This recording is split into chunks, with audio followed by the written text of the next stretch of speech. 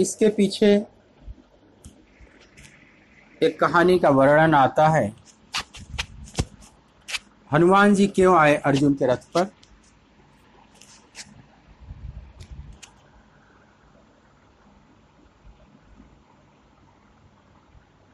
वनवास काल का समय है।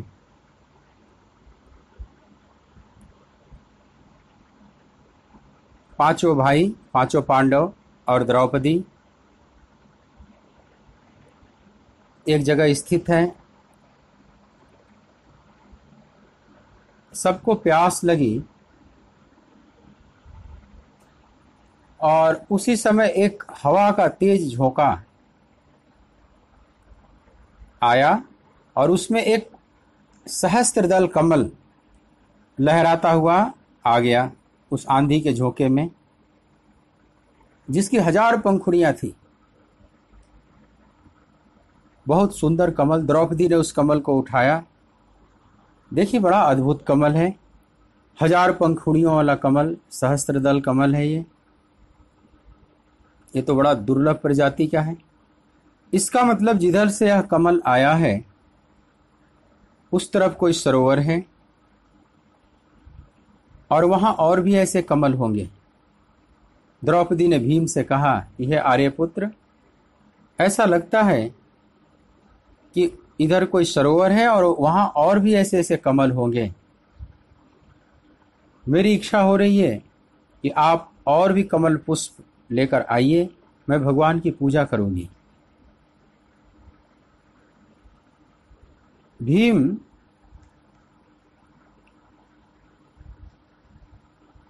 उधर चलते हैं सरोवर की तरफ। देखे, एक बड़ा सुंदर स्वच्छ सरोवर है जिसमें बहुत से कमल खिले हुए हैं। सरोवर के किनारे पहुंचते हैं तो देखते हैं रास्ते पर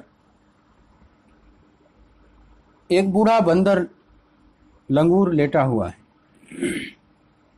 बहुत वृद्ध है और अपनी पूंछ को पूरे मार्ग पर फैला रखा है। भीम ने देखा कि बंदर की पूंछ हमारे रास्ते के सामने पड़ी हुई है। भीम ने कहा कि ऐ कपी, आप अपने पूंछ को हटाओ, हमें जाने दो। लेकिन वह कपी कुछ नहीं बोल रहा है। 2-3 बार और कहा कि मैं आपसे कह रहा हूं कि अपना पूंछ हटाइए रास्ते से, लेकिन फिर भी बंदर नहीं सुन रहा है। थोड़ा सा नाराज होकर भीम कहते हैं तो उस वृद्ध बंदर ने अपनी आंखें खोली, भीम की तरफ देखा और बोला कि भाई, बुढ़ापे का शरीर है, मेरे से नहीं पूंछ हट रही, आप ही हटा लो, या वैसे पार कर जाओ, पूंछ के का उल्लंघन करके पार कर जाओ। लेकिन भीम कहते हैं कि नहीं, मैं उल्लंघन करके नहीं जाऊंगा, आप अपनी पूंछ हटाओ। भाई, बुढ़ापे का शरीर है, हटा लो, तुम ही हटा दो जरा। भीम ने देखा कि ये बहुत अकड़ू बंदर है, ये तो मेरी बात सुनता ही नहीं। भीम नाराज होते हैं और सोचे कि पूंछ को उठाकर और बंदर को फेंक दो। लेकिन जब पूंछ उठाना चाह रहे हैं तो पूंछ वज्र की तरह हो गई। बहुत प्रयास किया, बहुत जोर लगाया, लेकिन पूंछ तो टस से मस भी नहीं हो रही। जब भीम ने देखा कि मेरे इतने जोर लगाने के बाद भी बंदर की पूंछ तक नहीं हटी, इसका मतलब है कि ये सामान्य बंदर नहीं हो सकता, ये कोई धरती का सामान्य बंदर नहीं है। और भीम ने ध्यान में देखा और समझ गए, ये तो मेरे भ्राताश्री, ये तो पवन पुत्र हैं। भीम भी पवन पुत्र हैं। और लगे स्तुति करने भीम, और हनुमान जी अपने रूप में आ जाते हैं। पवन तनया संकट हरना मंगल मूरत रूप राम लखन सीता सहिता हृदय बसहु सुरभु। दोनों पवन तनय हैं। भीम ने प्रणाम किया जैसे बड़े भ्राता के रूप में, दोनों गले मिल जाते। हनुमान जी ने भीम को अंक में भर लिया। हनुमान जी जानबूझकर भीम के सामने प्रकट हुए हैं। उनका कुछ उद्देश्य है।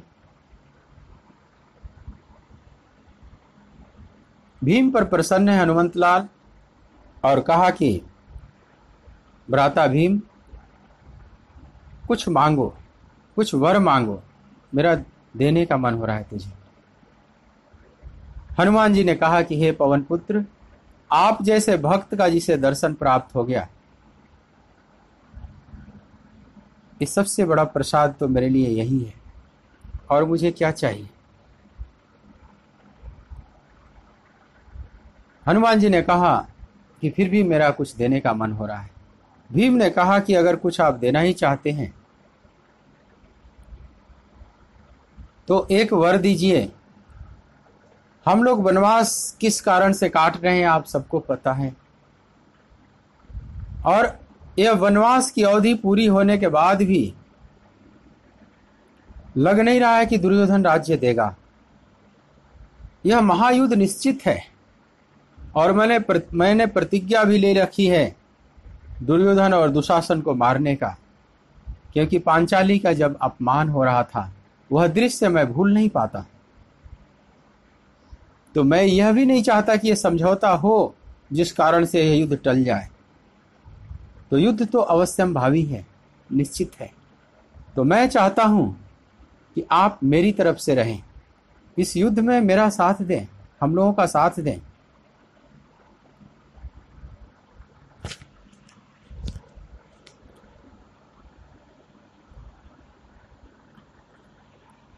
इस युद्ध में भाग लें, हम लोगों की तरफ से हमारा साथ दें, हमारी मदद करें।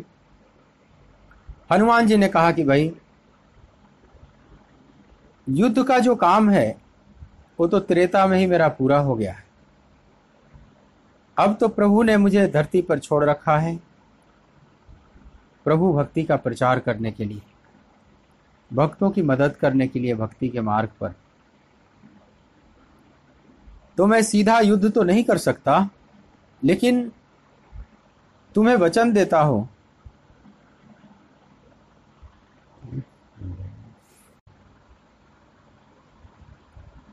कि आपकी तरफ से मैं रहूंगा। युद्ध तो नहीं करूंगा, लेकिन जिस रथ का संचालन भगवान कृष्ण करेंगे मैं उस रथ पर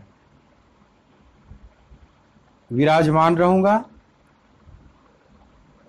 अपने पूरे भार को लेकर उस पर रहूंगा, रथ को विचलित नहीं होने दूंगा, और मैं विकट गर्जना करूंगा जिससे शत्रु पक्ष का मनोबल टूटे।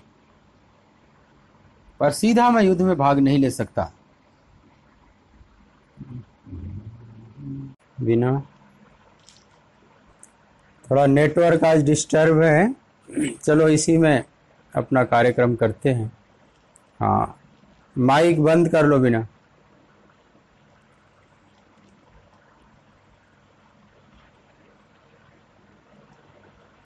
हनुमान जी किस प्रकार से रथ पर आए अर्जुन के, इसके पीछे की जो कथा है वह मैं सुना रहा हूं आप लोगों से। भीम को वचन दे दिया हनुमान जी कि मैं तुम्हारे पक्ष से रहूंगा, सीधा युद्ध तो नहीं करूंगा, शस्त्र नहीं उठाऊंगा, लेकिन आप लोगों का मनोबल बढ़ाऊंगा और गर्जना किया करूंगा, शत्रु पक्ष का मनोबल तोड़ूंगा। जिस रथ पर अर्जुन बैठेंगे, जिसका संचालन स्वयं भगवान कृष्ण करेंगे, उस रथ पर मैं रहूंगा। ऐसा वचन देकर अंतर ध्यान हो जाते हैं हनुमान जी। भीम बड़े प्रसन्न होकर सरोवर का जलपान किए और भी बहुत से पुष्प लेकर, कमल पुष्प लेकर द्रौपदी के लिए आते हैं। हनुमान जी ने भीम को वचन तो दे दिया कि अर्जुन के रथ का संचालन भगवान कृष्ण करेंगे और मैं उस पर रहूंगा, लेकिन उस रथ का स्वामी तो अर्जुन है। जब तक अर्जुन का परमिशन न मिले तब तक हनुमान जी कैसे उस पर आ सकते हैं। हनुमान जी ने फिर एक चाल चली। वनवास काल में ही दिव्यास्त्रों की खोज में अर्जुन निकले हुए थे। हनुमान जी प्रकट हो जाते हैं सामने। हनुमंत लाल को देखकर बड़े आनंदित हुए। अर्जुन उन्हें प्रणाम किया, उनका आशीर्वाद लिया। दोनों बैठ जाते हैं एक जगह। अब दो भगवान के भक्त हैं दोनों, तो भक्त और भक्त मिलेंगे तो भगवान की ही चर्चा होगी। संसारी लोग मिलते हैं तो संसार की चर्चा करते हैं, भक्त मिलते हैं तो भगवान की ही चर्चा करते हैं, और किसी चर्चा में उनकी रुचि नहीं होती। तो भगवान की चर्चा में दोनों लीन हो जाते हैं, बड़े आनंदित हैं। बात बात में अर्जुन ने पूछा कि हे पवन पुत्र, जब माता सीता का हरण कर लिया रावण, तो लंका पर आप लोगों ने चढ़ाई किया, समुद्र को बांध दिया, माता सीता को लेकर आए। जरा इस कथा को और विस्तार से बताइए। हनुमान जी वह कथा अर्जुन को सुनाने लगे कि अर्जुन, मैं लंका में गया, पता लगाकर आया, फिर हम सब मिलकर समुद्र को बांधे।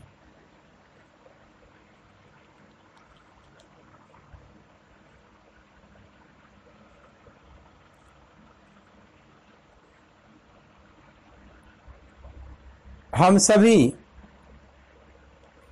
हमारी जितनी बांदरी सेना थी, मिलकर और समुद्र को बांध दिए, समुद्र पर पुल बना दिए, सेतु समुद्रम। जब ऐसी बात बता रहे थे अर्जुन थोड़े गंभीर होते गए। हनुमान जी ने देखा कि अर्जुन गंभीर हैं। अर्जुन से पूछा हनुमंत लाल ने कि हे पार्थ, तुम गंभीर क्यों हो रहे हो? अर्जुन ने कहा कि आप लोगों ने जो पुल बनाया, सेतु बनाया समुद्र पर, इतने वानर भालू मिलकर बनाए,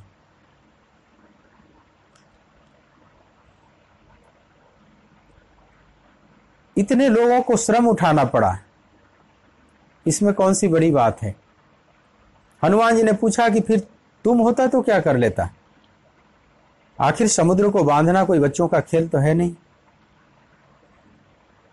देखो, आज भी उस समुद्र का जो चिन्ह है, वो जो समुद्र बांधा गया था, धरती का प्रथम कृत्रिम समुद्र पर बांधा हुआ सेतु है।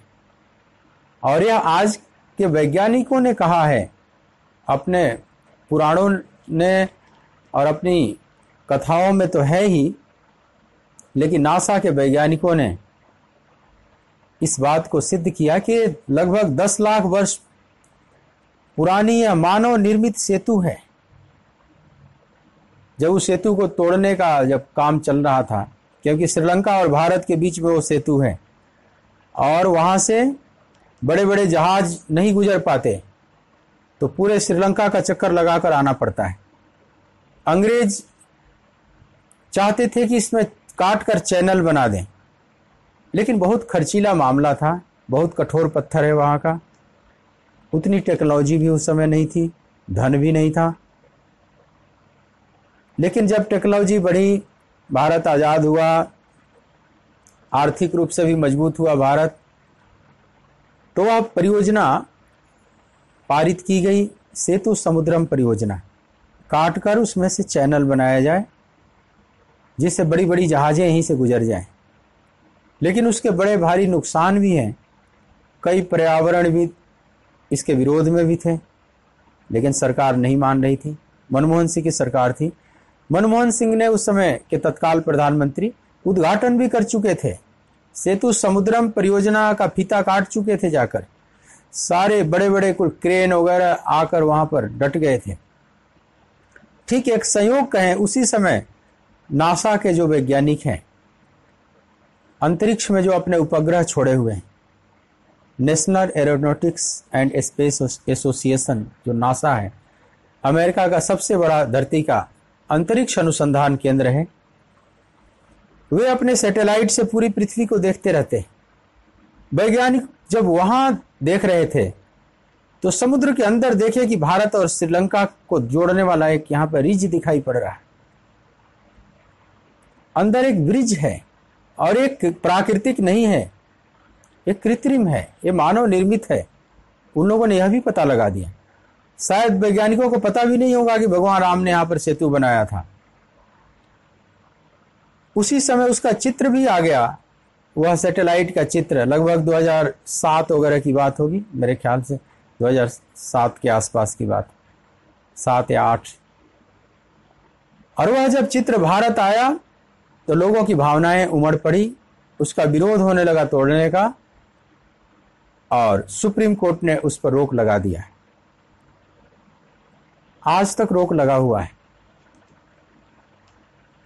और अब आप सैटेलाइट वाले चित्र पर देख सकते हैं, गूगल पर जो गूगल मैप है उसमें सैटेलाइट वाला पर जाएं और वहां पर श्रीलंका और रामेश्वरम को जूम करते जाएं, रामेश्वरम के पास जूम करें, आप देखेंगे रामेश्वरम और श्रीलंका को वह जोड़ रहा है और सबसे नियरेस्ट डिस्टेंस है श्रीलंका और रामेश्वरम के बीच का। जैसे लगता है कि सचमुच वहां पर एक सेतु बनाया गया है, दोनों देशों को जोड़ा गया है। आप अभी भी प्रत्यक्ष देख सकते हैं। आप श्रीलंका वहां जाइए, श्रीलंका और रामेश्वरम के बीच में जाइए जूम करते हुए सैटेलाइट मैप पर। जो माताएं नहीं देख पाती अपने वो बच्चों से, पोतों से जरा दिखना कि जो सैटेलाइट मैप है गूगल का, रामेश्वरम के पास उसको जूम करते हुए दिखाओ, आपको स्पष्ट दिखेगा।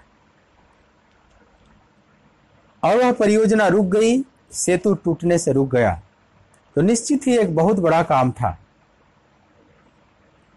लेकिन हनुमान जी ने पूछा कि अर्जुन तुम क्या कर लेते? अर्जुन बोले कि मैं तो अकेले ही पर्याप्त था, अकेले ही मैं पुल निर्मित कर देता। मेरे तुरीड़ में ऐसे ऐसे बाण हैं, ऐसे ऐसे दिव्यास्त्र हैं कि मैं बाणों का सेतु तैयार कर देता। हनुमान जी ने कहा कि तुम्हारे बाणों के सेतु हम सबका वजन नहीं सहन कर सकते थे। अर्जुन ने कहा कि चाहे कितना भी वजन आप लेकर जाते, आप सबका वजन हमारा वह सेतु झेल जाता है, मैं अकेले ही पर्याप्त था। सामने एक नदी बह रही थी। हनुमान जी ने सोचा कि जरा देखूं इसके बाणों में कितने दम हैं, हाथ कंगन को आरसी क्या। हनुमान जी ने कहा कि समुद्र की तो छोड़ो, ये नदी बह रही है और इस पर सेतु तैयार करो, तुम बाणों का सेतु तैयार करो और मैं अकेले ही पार करूंगा। अगर मेरा ही वजन सहन कर जाए तो मैं मान लूंगा कि तुम ऐसा सेतु तैयार कर सकता था। अर्जुन बोले कि ठीक है, और अर्जुन ने बाणों से सेतु तैयार कर दिया, ब्रिज तैयार कर दिया उस नदी पर। हनुमान जी को कहा कि अब आप इस पर चढ़िए, पार कीजिए नदी को इस पर चढ़ के। हनुमान जी अपने रूप को और बढ़ा लिए, कनक भूधराकार शरीरा, एक एक रोब में और एक एक पहाड़ बांध लिए, वजन खूब बढ़ा लिए, विकराल रूप धारण कर लिए और जय श्री राम कह के प्रथम चरण रखा सेतु पर। लेकिन प्रथम चरण रखने से सेतु नहीं टूटा। लेकिन उसी समय अपशगुन होने लगा हनुमान को। उन्हें लगने लगा कि भगवान यह नहीं चाहते, हम दोनों के बीच यह जो शर्त लग गया है भगवान नहीं चाहते। अब भगवान समझ लो दोनों भक्तों में किसका मान रखें किसका न रखें। एक तरह से कुछ ऐसी स्थिति बन गई, धर्म संकट।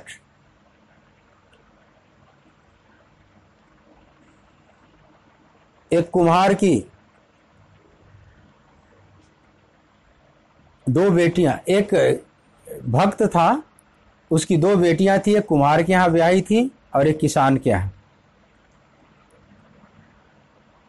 अकाल पड़ा हुआ था, बारिश नहीं हो रही थी, सूखा पड़ा हुआ था। दोनों बेटियां अपने पिता के यहाँ आई हुई थी। तो जो किसान की बेटी थी अपने पिता से कहा कि पिताजी आप भक्त हैं, आप भगवान से प्रार्थना कीजिए कि कुछ बारिश हो, नहीं तो हम सभी भूखे मर जाएंगे। आप भक्त हैं, आपकी बात भगवान सुनेंगे, आप प्रार्थना कीजिए।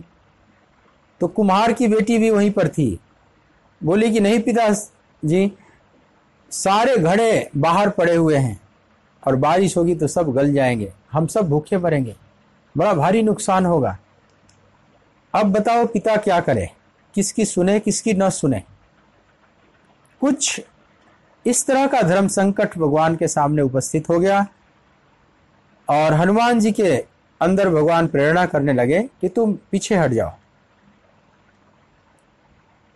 जैसे दो भाई कभी कभी आपस में झगड़ा करने लगते हैं तो माता पिता समझाते हैं बड़े भाई को कि तुम ही थोड़ा मान जाओ, तुम ही थोड़ा हार जाओ, तुम ही हट जाओ यहां से। तो हनुमान जी से भगवान मानो कह रहे हैं कि तुम पीछे हट जाओ, तुम शर्त को हार जाओ। हनुमान जी पीछे हट जाते हैं और बोले कि अर्जुन मैं तो हार गया, तुम जीत गए, तुम्हारा ब्रिज नहीं टूटा, यह सेतु नहीं टूटा, अब बताओ मैं क्या करूं, मैं हार चुका हूं, अब आप जो कहोगे मैं करूंगा। अर्जुन ने कहा कि हे भक्तराज, यह युद्ध अवश्य होगा, लग नहीं रहा है कि दुर्योधन राज्य लौट आएगा, और भ्राता भीम ने जो प्रतिज्ञा ले रखी है उससे लगता है कि युद्ध अवश्य होगा, और इस युद्ध में बहुत शक्ति की जरूरत पड़ेगी। मैं भी दिव्यास्त्र इकट्ठा कर रहा हूं, आप लोगों का आशीर्वाद इकट्ठा कर रहा हूं, तो मैं चाहता हूं कि आप मेरी तरफ से युद्ध में भाग लें। अगर आप कुछ देना चाहते हैं तो यही वर दीजिए, मेरी तरफ से युद्ध में भाग लीजिए। हनुमान जी ने कहा कि भाई मैं युद्ध में सीधा भाग नहीं ले सकता, भगवान ने भक्ति का प्रचार करने के लिए मेरे को छोड़ रखा है, मैं सीधा युद्ध में तो भाग नहीं ले सकता, लेकिन तुम्हारे रथ का संचालन भगवान कृष्ण स्वयं करेंगे। तो तुम्हारे रथ पर, तुम्हारे रथ के ध्वजा पर मैं अपना पूरा भार लेकर रहूंगा, बड़े बड़े दिव्यास्त्र चलेंगे इसमें, साधारण रथ तो उड़ने लगेंगे, साधारण रथ तो बिल्कुल हिल जाएंगे, टिकेंगे नहीं। तो मैं पूरा भार लेकर तुम्हारे रथ पर बैठूंगा और मैं विकट गर्जना किया करूंगा, शत्रु का मनोबल तोड़ूंगा और आप लोगों का मनोबल बढ़ाऊंगा, मैं इतना कर सकता। अर्जुन ने कहा कि ठीक है, आप इतना कीजिए। इतना वचन देकर हनुमान जी अंतर ध्यान हो जाते हैं। हनुमान जी अपने कार्य में सफल हुए। हनुमान जी किसी भी प्रकार से चाहते थे उस रथ पर स्थित होना जिसका संचालन स्वयं भगवान कृष्ण कर रहे हैं, उस पर वे आना चाहते थे। अब अर्जुन का भी आदेश मिल गया,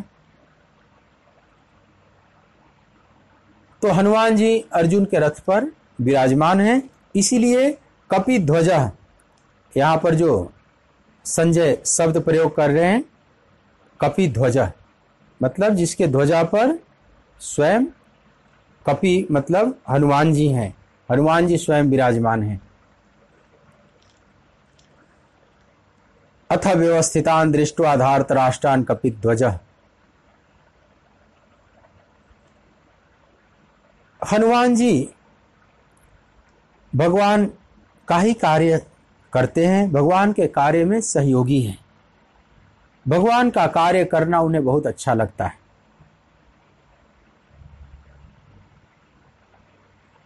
इसलिए किसी न किसी बहाने इस धर्म युद्ध में हनुमान जी स्वयं आ रहे हैं और वे अपनी योजना में सफल हो जाते हैं। हनुमान जी जो अर्जुन के रथ पर विराजमान है, तो अवश्य ही देखो, एक तरह से संचालक, इस रथ के संचालक स्वयं भगवान कृष्ण हैं, जिसके सारथी भगवान कृष्ण हैं, और जिसके ऊपर छत्र छाया के रूप में स्वयं हनुमान है। सोचो उस अर्जुन का कितना सौभाग्य होगा। अब तो विजय निश्चित है। इसीलिए संजय ने कहा ना कि तत्र श्री विजयो भूति ध्रुवा नीतिर्मतिर्मम। वहीं पर श्री है, विजय है, विभूति है, धर्म है, सब कुछ है। जहां ऐसा भक्तराज हनुमान समर्पण, सेवा और संयम के प्रतीक हैं, और जिसके अंदर ये तीनों गुण आ जाएंगे, समर्पण, सेवा और संयम, वह सदा के लिए आसुरी शक्तियों को विजय प्राप्त कर लेगा, जीत लेगा। आसुरी शक्तियां अब उसे पराजित नहीं कर सकती। एक तो बुद्धि में परमात्मा है, मतलब सारथी रूप में परमात्मा है, जिसके बुद्धि में परमात्मा ही व्याप्त है, परमात्मा ही संचालित कर रहे हैं जिसकी बुद्धि को, और जिसके जीवन में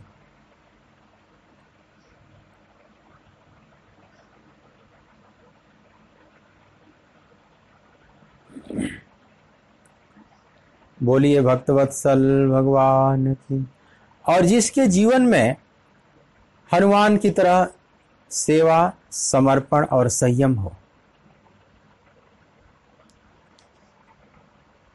हनुमान जी जैसा सेवक धरती पर बहुत कम हुए हैं। मतलब सेवा भाव के परम आदर्श हैं हनुमान,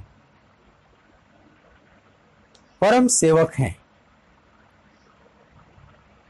भगवान की सेवा करना इन्हें बहुत अच्छा लगता है, बहुत प्रिय है। और जिसे भी भगवत पथ पर सफल होना हो, उसे हनुमान जी जैसा सेवा भाव वाला होना चाहिए। राम काज करिवे को आतुर, भगवान का कार्य करने के लिए जैसे आतुर रहते हैं। सेवा करना इन्हें अच्छा लगता है, सेवा में इन्हें सुख मिलता है, सेवा में सुख पाई। प्रभु की सेवा करना इन्हें अच्छा लगता है। भगवान के प्रति समर्पण भी अद्भुत है। भगवान की आज्ञा का ये कहीं उल्लंघन नहीं करते। जब लंका में प्रवेश करते हैं, सुंदर कांड जिसको कहते हैं, रामायण का सुंदर कांड, ये पूरा हनुमान जी को केंद्र में रखकर लिखा गया है।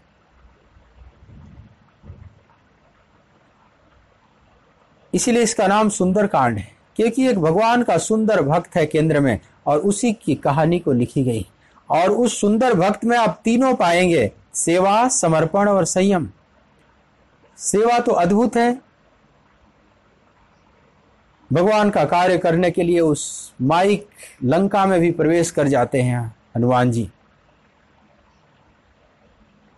भगवान का कार्य करने के लिए समुद्र को पार कर रहे हैं, समुद्र में भी अनेक विघ्न आते हैं, लेकिन बिना थके, बिना डरे, बिना निराश हुए वे पार करते चले जा रहे हैं। यहां तक कि प्रारंभ में ही आप देखिए, जब समुद्र में आगे बढ़ते हैं हनुमान जी, उसी समय मैनाक आ जाता है, और मैनाक ने कहा कि आपको बड़ी दूर जाना है, हे हनुमंतलाल, आप थोड़ी देर विश्राम कर लीजिए। समुद्र के अंदर से मैनाक पर्वत प्रकट हो जाता है, और हनुमान को कहा कि आप विश्राम कीजिए, फिर आगे बढ़िए। हनुमान जी ने उसका बाण रख दिया, केवल स्पर्श कर दिया। हनुमान ते ही परसा कर पुनि कीन्ह प्रणाम, राम काज कीन्हे बिना मोहि कहाँ विश्राम। स्पर्श कर लिया, मतलब उसका बाण रख दिया कि आप सेवा में आए, ठीक है, आपकी सेवा स्वीकार है, लेकिन राम काज कीन्हे बिना मोहि कहाँ विश्राम। देखिए, एक परम सेवक का यहाँ पर आदर्श प्रस्तुत कर रहे हैं कि प्रभु का कार्य जब तक पूरा नहीं हो जाता, मुझे कहाँ विश्राम है, मुझे शांति कहाँ प्राप्त हो सकती? मैं तो विश्राम करूंगा प्रभु का कार्य करके ही। यह सेवक का लक्षण है, यह आदर्श सेवक का लक्षण है। हनुमान जी समस्त सेवकों के आदर्श हैं, परम आदर्श हैं। समझ लो माउंट एवरेस्ट है। समस्त जो सेवा में लगे हुए हैं उन्हें हनुमान से प्रेरणा मिलती है। दूसरी बात है समर्पण। हनुमान जी में समर्पण कितना है भगवान के प्रति। जैसे अपना कुछ है ही नहीं, अपना कोई अस्तित्व ही नहीं, जैसे हनुमान अपनी तरफ से अस्तित्व विहीन है, अस्तित्वहीन है। तू ही तू, तू ही तू, जैसे मैं है ही नहीं। समर्पण इतना है कि जब लंका में गए हैं, लंका को उजाड़ा, आग लगाई, इतने शक्ति का प्रदर्शन किया, रावण को चैलेंज किया। चाहते तो मां जानकी को ला सकते थे, संभवतः रावण को भी मार सकते थे, वहीं पर अकेले विजय प्राप्त करके मां जानकी को ला सकते थे। लेकिन भगवान का आदेश था कि सीता का पता लगा कर आओ, आगे क्या करना है वो मैं बताऊंगा। तो भगवान की आज्ञा पालन कर रहे हैं, बस तुम पता लगाकर आ जाओ। जानकी का पता लगाकर आना है। जितना आदेश है उतना ही पालन कर रहे हैं। मां जानकी को लाए नहीं, यह समर्पण है। जैसा प्रभु का आदेश, जैसा हुक्म, हुक्मी रजाई चढ़ना नानक लिखिया नाल, हुक्मी हुक्म चलाए राह नानक बिगसे बेपरवाह। तो यही हनुमान का भाव है, मतलब प्रभु का हुक्म पालन करना, बस उसके दाएं बाएं कुछ नहीं जानते, इतना समर्पण है। तो सेवा के आदर्श हैं, आदर्श सेवक हैं। समर्पण का भी आदर्श है। समर्पित कैसा होना चाहिए भगवान के प्रति भक्त को, हनुमान जी से प्रेरणा मिलती है। और संयम, संयम के अद्भुत आदर्श हैं हनुमान। अद्भुत ब्रह्मचारी, इनकी समस्त इंद्रियां बिल्कुल संयमित है, ब्रह्मचर्या में रत हैं। ब्रह्मचर्य का मतलब होता है ब्रह्म जैसी चर्या। ब्रह्म जैसा जीवन, ब्रह्म में ही जीना, ब्रह्म भाव में विचरण करना, इन सब के परम आदर्श हैं हनुमान। इसलिए हनुमान परम संयमित व्यक्तित्व के रूप में गिने जाते हैं। तो संयम करने वालों के भी परम आदर्श है हनुमान। तो तीनों जिसके जीवन में आ जाएगा, सेवा, समर्पण और संयम, और जिसकी बुद्धि में स्वयं भगवान व्याप्त हैं, उससे अधिक सौभाग्यशाली कौन हो सकता है। तो यह तीनों दिखाई पड़ रहा है हनुमंत लाल में। तो अर्जुन को यह सौभाग्य प्राप्त हुआ है, और अर्जुन के रथ पर ऊपर बैठकर यह गीता का ज्ञान हनुमान भी सुन रहे हैं। देखो, गीता का ज्ञान प्रत्यक्ष रूप से तो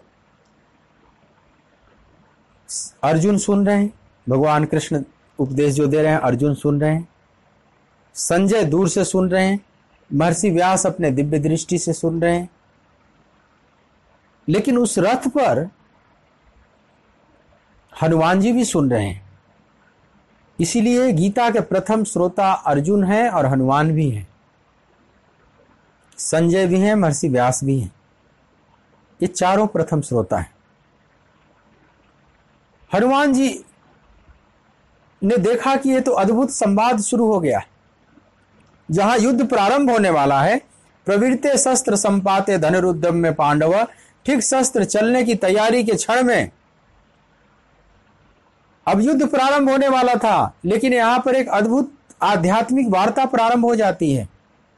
हनुमान जी को भी बड़ा आश्चर्य हुआ, क्योंकि युद्ध के भीषण माहौल में इस तरह से आध्यात्मिक संवाद आज तक नहीं हुआ था कभी, ये अकल्पनीय बात थी। तो हनुमान जी भी सुनने लगे, बड़े ध्यान से इस संवाद को सुनने लगे कि भगवान कृष्ण अर्जुन के प्रति क्या कह रहे हैं, कैसे समझा रहे हैं, अर्जुन क्या क्या प्रश्न कर रहे हैं और कृष्ण क्या क्या उत्तर दे रहे हैं। इन सारी चीजों को बड़े ध्यान से सुनना प्रारंभ कर देते हैं हनुमान जी। मतलब हनुमान जी भी उस गीतामृत का पान करने लगे। और जब गीता पूरी हुई, अर्जुन बड़े रोमांचित होते हैं, मोह नष्ट हो जाता है, धर्म अधर्म का ठीक ठीक अब बोध हो गया। अर्जुन बड़े आनंदित हैं, गीता पूरी होती है। इधर संजय भी बड़े रोमांचित हैं, इसलिए बार बार कहते हैं ना कि राजन संस्मृत्य संस्मृत्य संवादम इमम अद्भुतम केशवार्जुनयो पुण्यो हृष्यामि च मुहुर्मुहु। हे राजन, मैं कृष्ण और अर्जुन के बीच के उस संवाद को याद कर करके बार बार हर्षित हो रहा हूं, बार बार मुहुर्मुहु बार बार हर्षित हो रहा हूं। और जब श्री हरि के उस रूप को याद करता हूं,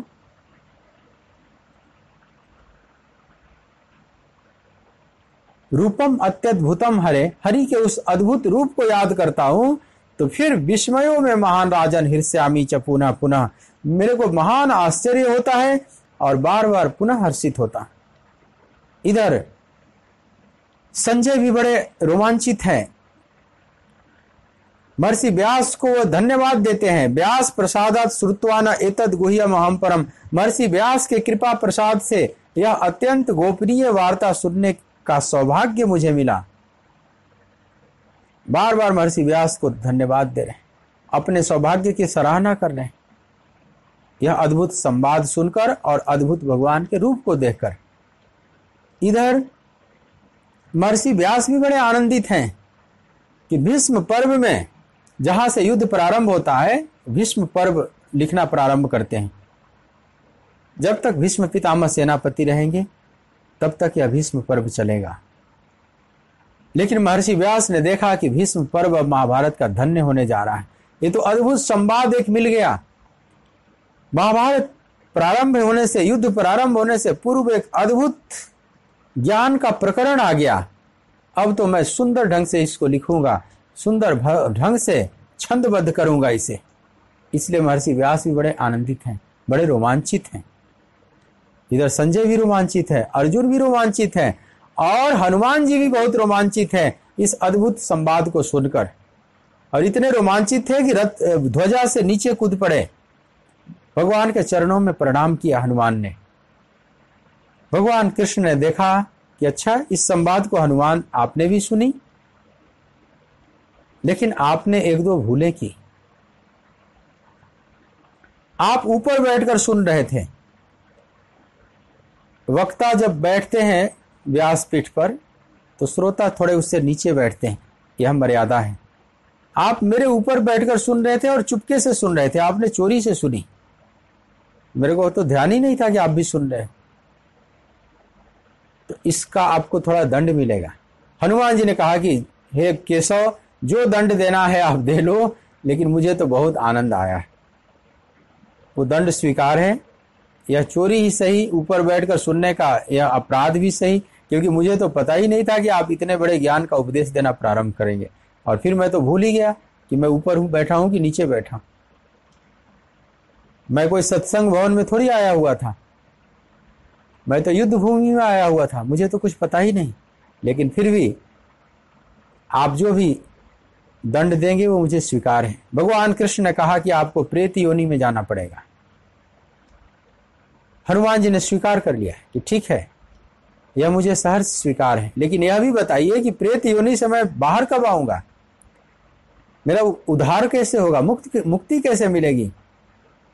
तो भगवान कृष्ण ने कहा कि जो ये आपने संवाद सुना है हमारे और अर्जुन के बीच, इसका नाम होगा श्रीमद् भगवत गीता। और इस गीता पर आप जब भाष्य लिख दोगे, टीका लिख दोगे, तो आपको आपकी प्रेत योनि से मुक्ति हो जाएगी। भगवान कृष्ण जानबूझकर ऐसा श्राप दिए और भगवान कृष्ण हनुमान से प्रथम टीका लिखवाना चाहते थे गीता की, इस परम भक्त से। तो कहते हैं कि प्रेत बन गए हनुमान जी, और फिर उन्होंने गीता पर टीका लिखी, भाष्य लिखा, प्रथम भाष्य लिखा हनुमान ने, तो प्रेत योनि से मुक्ति हो गई। उसको पैशाचिक टीका कहते हैं। हनुमान जी ने जो गीता की व्याख्या की, भाष्य किया, उसको पैशाचिक टीका, कि पिशाच रूप में हनुमान ने उसकी टीका की। कहीं कहीं मिलती है वो टीका, पैशाचिक टीका। तो प्रथम श्रोता हनुमान भी हैं, प्रथम भाष्यकार गीता के हनुमान हैं। इस तरह से हनुमान जी महाभारत के इस युद्ध में कहीं ना कहीं से आ ही जाते हैं। भगवान का कार्य करने के लिए ये आतुर रहते हैं, राम काज करिबे को आतुर। तो जय जय जय हनुमान गोसाई, जय जय जय हनुमान गोसाई, कृपा करहु गुरु देव की नाई, कृपा करहु गुरु देव की नाई, जय जय जय हनुमान गोसाई, जय जय जय हनुमान गोसाई। हे हनुमंत लाल, हे गोसाई मतलब गो के स्वामी, अपने इंद्रियों के स्वामी, हे संयम के स्वरूप परम पवित्र हनुमंत लाल, आपकी जय हो। जय जय जय हनुमान गोसाई। आप मुझ पर कृपा कीजिए, हे भक्तराज मुझ पर आप कृपा कीजिए। कृपा करहु, लेकिन किस रूप में कृपा कीजिए? तो गुरुदेव की नाई, जिस प्रकार से गुरुदेव कृपा करते हैं। देखो हनुमान जी की पूजा बहुत लोग बहुत प्रकार से करते हैं, लेकिन सब ऐसा वरदान नहीं मांगते कि कृपा करहु गुरुदेव की नाई। बहुत से कामनाओं से युक्त होकर पूजा करते हैं, क्योंकि रिद्धि सिद्धियों के दाता भी हनुमान हैं। मां जानकी ने इन्हें वरदान दिया था, अष्ट सिद्धि नवनिधि के दाता असबर दीन जानकी माता। अशोक वाटिका में वरदान दी थी कि 8 सिद्धियां और 9 निधियां तुम में विद्यमान रहेगी, और विद्यमान ही नहीं, तुम इसके दाता भी बनोगे, तुम दूसरों को दे सकते हो। अष्ट सिद्धि नवनिधि के दाता, जिसको चाहो सिद्धियां प्रदान कर सकते हो, रिद्धियां दे सकते हो, तुम दान कर सकते हो। मां जानकी ने यह हनुमान को वरदान दिया है। तो बहुत लोग रिद्धि सिद्धि मांगते हैं, कष्ट निवारण के लिए भी पूजा करते हैं, बीमारी दूर करने के लिए भी हनुमान की पूजा करते हैं। नासै रोग हरै सब पीरा, जपत निरंतर हनुमत वीरा। तो रोग का नाश करते हैं हनुमान जी, इसलिए बीमारी से निवारण करने के लिए। कुछ लोग डरते हैं, जब भूत प्रेत से डरते हैं तो भी हनुमान की पूजा करते हैं, हनुमान चालीसा पाठ करने लगते हैं, क्योंकि उसमें लिखा है कि भूत पिशाच निकट नहीं आवे, महावीर जब नाम सुनावे। जब हनुमान का नाम लेते हैं, हनुमान चालीसा का पाठ करते हैं, तो भूत पिशाच निकट नहीं आते। तो भूत पिशाचों से बचने के लिए बहुत लोग भी पूजा करते हैं अलग अलग रूपों में। इसलिए कई प्रेतराज के रूप में कई जगह पूजित हैं। मेहंदी बालाजी हैं राजस्थान में, दौसा जिले में, जयपुर के पास। तो वहाँ प्रेतराज के रूप में बहुत से वहाँ भूत प्रेत सब खिलाते रहते हैं, दिन रात झूमते रहते हैं। वहाँ प्रेतराज के रूप में भी बैठे हुए। कहीं सिद्धिदाता हनुमान हैं, तमाम आपको दिखाई पड़ जाएंगे सिद्धिदाता हनुमान। बचपन में हनुमान चालीसा बच्चे सब याद कर लेते हैं। 2-3 कारणों से याद कर लेते हैं। एक तो उन्हें डर लगता है, तो ऐसा लगता है हनुमान चालीसा हमारी रक्षा करेगी, तो हनुमान चालीसा को याद कर लेते हैं। भूत पिशाच से अंधेरे में जब डर लगता है तो हनुमान चालीसा पढ़ने लगते हैं। एक तो इस कारण से भी। हनुमान जी प्रसन्न हो जाएंगे तो हमें पढ़ाई में मदद करेंगे, परीक्षा में पास करा देंगे। कितना इसलिए भी हनुमान चालीसा का पाठ करते हैं, हनुमान चालीसा याद कर लेते हैं। शायद बड़े होकर भूल भी जाते हैं, लेकिन बचपन में हनुमान चालीसा बहुत बच्चे याद कर लेते हैं। परीक्षा में डर लग रहा है तो हनुमान चालीसा का पाठ कर लो। एक बार बनारस में घटना घटी, संकट मोचन मंदिर में एक विद्यार्थी 8वीं क्लास का विद्यार्थी था। संकट मोचन जो फेमस हनुमान मंदिर है, वहां जाकर शाम को हनुमान जी से प्रार्थना कर रहा है। नेत्र बंद करके हनुमान जी के सामने हाथ जोड़कर खड़ा है, प्रार्थना कर रहा है कि हे हनुमान जी महाराज, कल अंग्रेजी का पेपर है, डर लग रहा है, ठीक से पढ़ाई किया नहीं हूं, कहीं फेल ना हो जाऊं, आप फेल मत होने दीजिएगा, पास करा दीजिएगा। आपको 1.25 किलो लड्डू चढ़ाऊंगा, आप पास करा दीजिएगा। ऐसे बोले जा रहा है, थोड़े शब्दों में बोले जा रहा है, वाणी से भी। और संयोग से उसके अंग्रेजी का टीचर भी हनुमान जी का दर्शन करने आए हुए थे। उस शिक्षक ने देखा कि ये तो मेरा ही विद्यार्थी है, लेकिन वह विद्यार्थी नहीं देख पा रहा, उसके नेत्र बंद हैं, और बोले चला जा रहा है कि हनुमान जी महाराज, बड़ा डर लग रहा है, कल अंग्रेजी का पेपर है, पास करा देना, मैं 1.25 किलो लड्डू चढ़ाऊंगा। तो अंग्रेजी का टीचर उसके कंधे पर हाथ रखा और बोला कि पुत्र, तुझे अंग्रेजी में पास होना है तो मेरे से बात करो, हनुमान जी से कहने से क्या फायदा, क्योंकि हनुमान जी के समय तो अंग्रेजी थी ही नहीं। तो मेरे से बात करो, मेरे को लड्डू चढ़ा दो 1.25 किलो। तो कई बार इस तरह से भी बच्चे पूजा करते हैं, भूतों से डर लगता है, इस कारण से भी हनुमान चालीसा का पाठ करते हैं। परीक्षा में पास हो रहा है, अधिक नंबर लाना है, इसलिए भी करते हैं। अनेक लोग अनेक प्रकार से पूजा करते हैं, लेकिन हनुमान जी ठीक ठीक प्रसन्न होते हैं जब आप उनसे प्रभु की भक्ति मांगिए। इसलिए इस श्लोक में कहा गया कि कृपा करो गुरुदेव की नाई, जैसा गुरुदेव ने कृपा किया ऐसी कृपा करो। हमें प्रेत राज वाला हनुमान नहीं चाहिए, हमें रिद्धि सिद्धि देने वाला हनुमान नहीं चाहिए, रोग निवारण करने वाला हनुमान नहीं चाहिए, हमें तो चाहिए गुरु की तरह कृपा करने वाला। गुरु की तरह कृपा करने का मतलब, गुरु क्या करते हैं शिष्य के जीवन में, तो असतो मां सदगमया, असत से सत की तरफ यात्रा कराते हैं। तमसो मां ज्योतिर्गमया, अज्ञान रूपी अंधकार से ज्ञान रूपी प्रकाश की तरफ जो यात्रा कराता है। मृत्यो मां अमृतम गमया, मृत्यु से अमृतत्व की तरफ जो यात्रा कराता है, शाश्वत जीवन की तरफ जो यात्रा कराता है। तो जो अज्ञान से ज्ञान की तरफ यात्रा कराता है, गु माने अंधकार, रू माने प्रकाश, जो अंधकार से प्रकाश की तरफ यात्रा। तो ऐसी कृपा करो हे हनुमंत लाल। अगर आप कृपा करना ही चाहते हो तो अज्ञान के अंधकार से निकालकर ज्ञान के प्रकाश में स्थित करो, प्रभु प्रेम प्रदान करो, प्रभु की भक्ति प्रदान करो।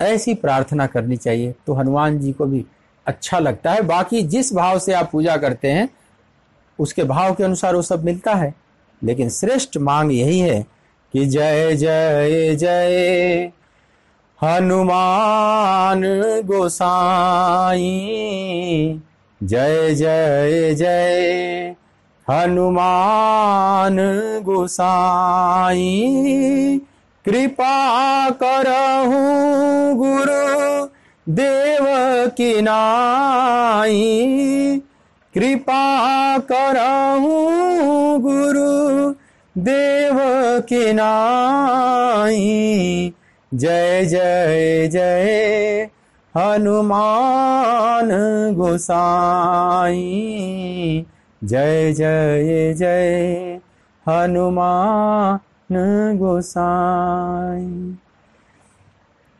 सीताराम राम राम, सीताराम राम राम, सीताराम राम राम, सीताराम राम राम, सीताराम राम राम, सीताराम राम राम, सीताराम राम राम, सीताराम राम राम।